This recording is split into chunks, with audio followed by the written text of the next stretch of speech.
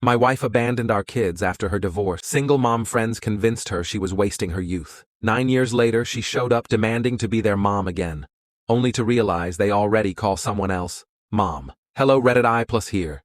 My name is Daniel Carter. I'm 45 years old, and this is the story of how my ex-wife walked away from our children after her friends convinced her she was wasting her youth. 9 years later, she came back expecting to be mom again, only to find out my kids had already moved on. 9 years ago, my son Lucas was 7, and my daughter Maya was 5. Back then, I was working as a mechanical engineer, pulling long hours. I'll admit, I wasn't the most attentive husband, but I loved my family and believed we were strong enough to weather the stress. My ex-wife, Hannah, didn't see it that way. At first, it was little changes. She started spending more time with women she met at a wellness retreat, friends who were divorced, single, and fiercely independent. They would say things like, "Marriage ties you down. Motherhood kills your freedom. You're too young to waste your best years raising kids." The loudest voice belonged to a woman named Monica, who bragged about leaving her husband and children to live her authentic life, traveling across the country. Hannah idolized her. I tried to be supportive. I told Hannah to go on weekend trips with her friends,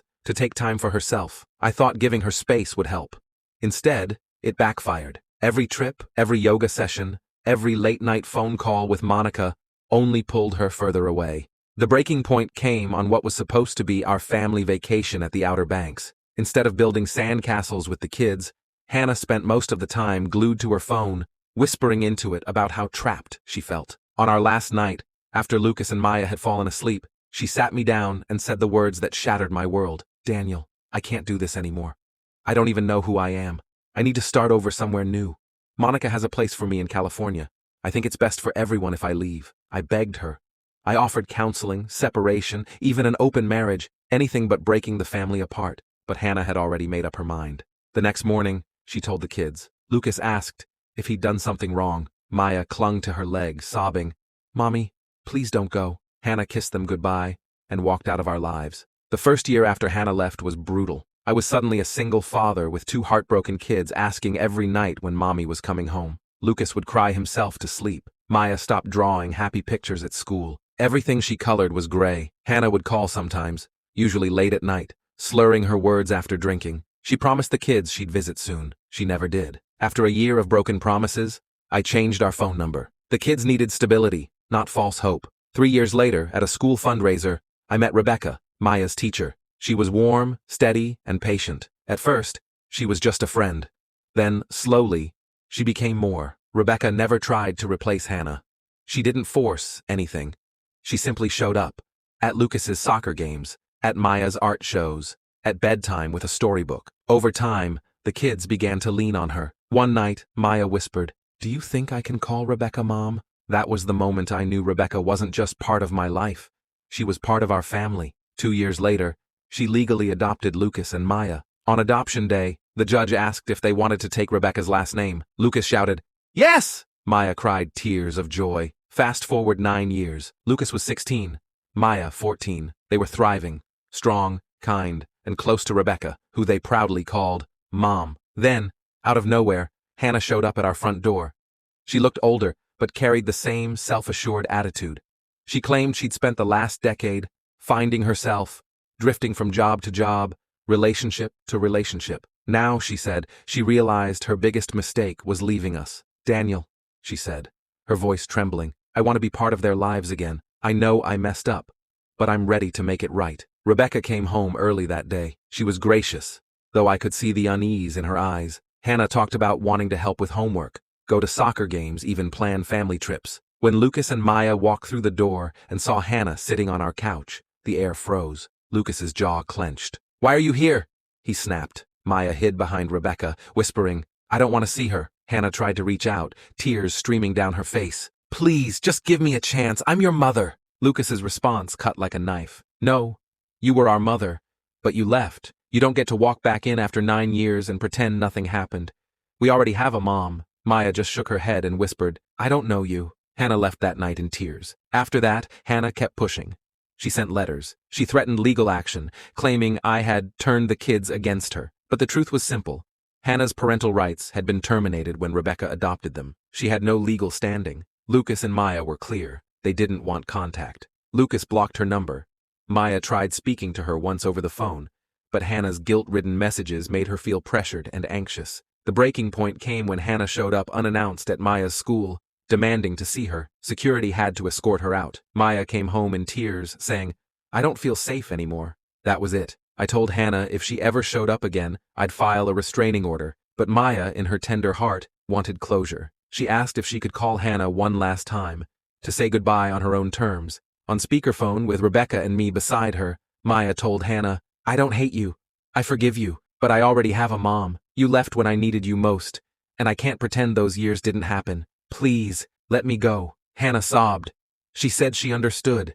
She said she hoped Maya would have a beautiful life, even if she wasn't in it. That night, Maya cried herself to sleep, not because she missed Hannah, but because saying goodbye felt like closing a wound that had never fully healed. A few days later, I got a call from a hospital. Hannah had been admitted after a suicide attempt. She'd left a note saying she couldn't live with the regret of losing her children forever. I told the hospital I couldn't involve my kids in this. I gave them her sister's contact info instead. My priority was, and always will be, protecting Lucas and Maya. It's been months since that call. Lucas and Maya are healing, focusing on their futures. Rebecca remains their rock. Hannah is a shadow of the past, someone they once knew but no longer recognize. People sometimes ask me if I feel guilty for not letting Hannah back in. My answer is simple. She made her choice 9 years ago. My kids made theirs now, and I'll always stand by them, because family isn't just blood. Family is who stays. Hannah wasn't ready to accept closure. Despite Maya's heartfelt goodbye and Lucas's firm rejection, she filed a petition in family court, demanding visitation rights. Her lawyer argued that every child deserves to know their biological mother, and accused me and Rebecca of alienating Lucas and Maya. When the summons arrived, Rebecca looked at me, her eyes calm but sharp. "Daniel, she's not just trying to come back, she's trying to tear apart everything we've built." I squeezed her hand. "She won't win. Not this time." The kids were old enough now that the court wanted their voices heard. Lucas, 16, walked into that courtroom with his shoulders squared. Maya, 14, sat beside him, holding Rebecca's hand tightly. When the judge asked Lucas how he felt about Hannah's petition, he didn't hesitate. "She left us. She doesn't know me. My mom is Rebecca." Forcing me to see Hannah would feel like ripping open old wounds. Maya's voice trembled, but her words were steady. "I don't hate Hannah, but I don't trust her. She had her chance, and she chose to leave. Please don't make me go through this again." Rebecca didn't testify to replace Hannah. She simply told the truth. "I never asked these children to call me mom. They chose me. I will always love them, but I will never force their feelings. Their wishes are what matter most." Hannah, on the other hand, grew emotional on the stand. She spoke about her regrets, her loneliness, her right to be part of her children's lives. But when pressed about the years of missed birthdays, broken promises, and absence during milestones, she had no answers, only tears. After weeks of hearings, the judge delivered the verdict. Parental rights were lawfully terminated 9 years ago. The adoption was valid. These children are thriving in a stable home. Their wishes are clear. Petition denied. Hannah broke down sobbing, pleading with the judge, "Please, they're my babies." But the gavel came down, finalizing what she refused to accept. Her children had moved on. Outside the courthouse, Hannah ran after Lucas and Maya, crying, "Please, just one hug. Please let me explain." Lucas turned, his eyes blazing with anger he'd carried for years. "You don't get to explain. You don't get to hug us. You had your chance, and you threw it away. Stay out of our lives." Maya, tears streaming, clutched Rebecca's arm. "I already said goodbye. I don't want to do it again." Rebecca wrapped her arms around both kids, shielding them as we walked to the car. Hannah's sobs echoed across the parking lot, but none of us looked back. That was the last time we saw her. Months passed. The storm Hannah brought with her slowly faded. Lucas focused on applying to engineering programs, inspired by my career.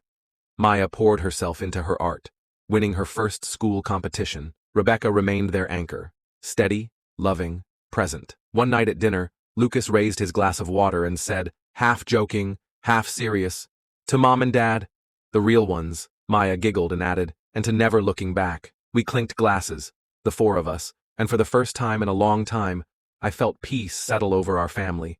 Because Hannah may have tried to reclaim the title of mother, but my kids already knew the truth. Family isn't the one who leaves. Family is the one who stays. And we were whole.